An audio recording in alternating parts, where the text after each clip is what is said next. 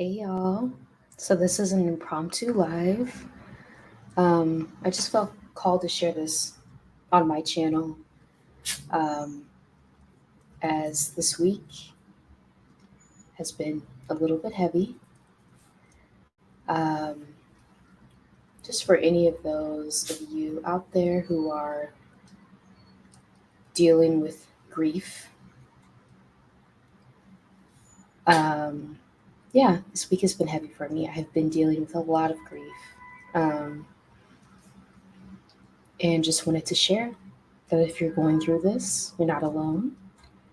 Um, and yeah, just wanted to give you some resources that I have that I personally utilize, and that is breathing. Breathing is so important. I don't do that enough, even though I tell other people to do it.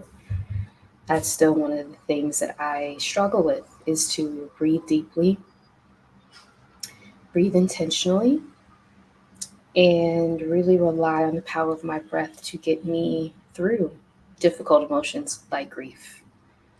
Um, so, yeah, if you are battling, not even battling, I don't want to use that term, but if you are experiencing grief, moving through grief, um, your emotions are valid, they're real.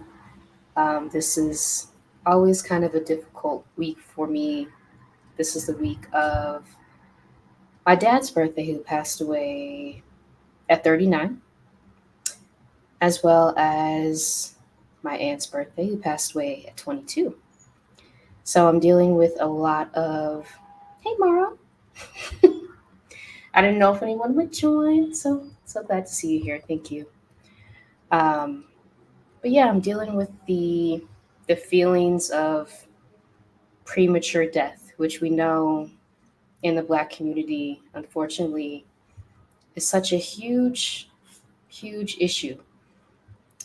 People dying way before their time, right? Dying in their 20s, dying in their 30s, not even being able to make it to middle age. Hey, good to see you, the Dark Knight. Good to see you. Thank you for that. Yeah, I am. I am. Grief is always kind of challenging. So just thought I'd come on live and say if you are experiencing something like this, you're not alone. Um, it always brings up those emotions, and sometimes it catches you off guard, right? You're just moving through your day, a normal day, and then you'll have a memory. Something will trigger something, and then you're brought right back to that time and place where you lost someone. And those are completely normal feelings. That's part of the human experience, right? Um, but it always has a tinge of anger associated with it. I'll speak for myself. That so many people are taken before their time. When we're talking about premature death in the Black community, and the effects that, yeah, yeah. Or I'm just reading your comment. Yeah. Oh, wow. I'm so sorry. I'm sending you so much love. So much love and thank you. Yeah,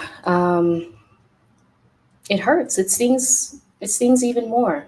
Um, Losing someone and then realizing, well, damn, I didn't even get to see them in their 40s, in their 50s, grow old, um, 20s, 30s.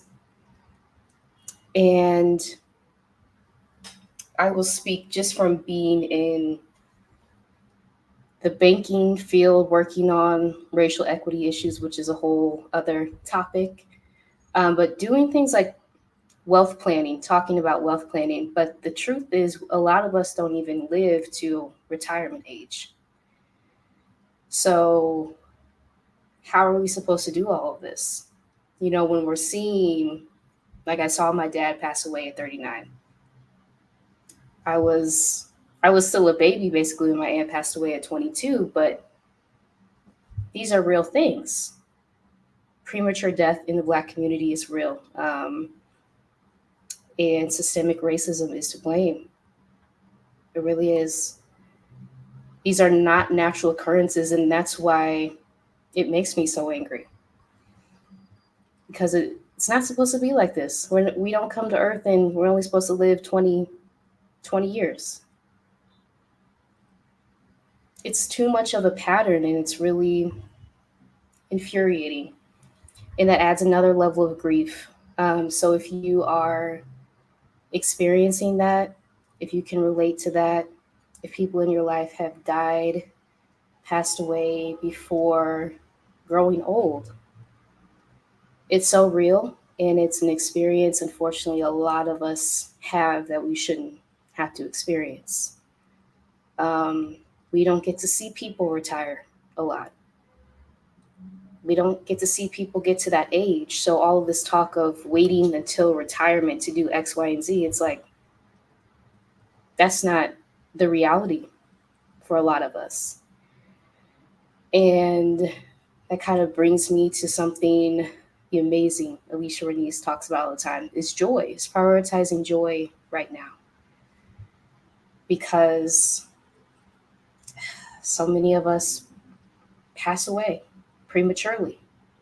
And that's a really, really difficult reality to grapple with.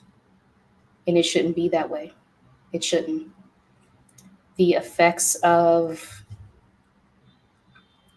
systemic racism, of generational genetic trauma. We carry trauma in our bodies from past generations. We are still living with the effects biologically of enslavement. So that's real, and it still impacts our bodies. Mm-hmm. Yeah, I'm just reading this. Yes, it reminds you of medical malpractice. There's a study on Black women in labor tend to have a 100% higher chance of surviving than with white doctors. Mm-hmm. Absolutely. Absolutely. The maternal health crisis for Black women is a whole other topic. It's just I don't even have have words for it, honestly. When you look at the disparities in death rates, in injury rates, even from things like C-sections, for people who have babies, Black people who have babies in the U.S., it's abysmal,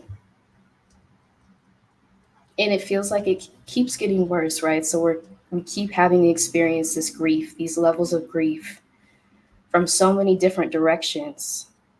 It's a lot to handle sometimes. It really is.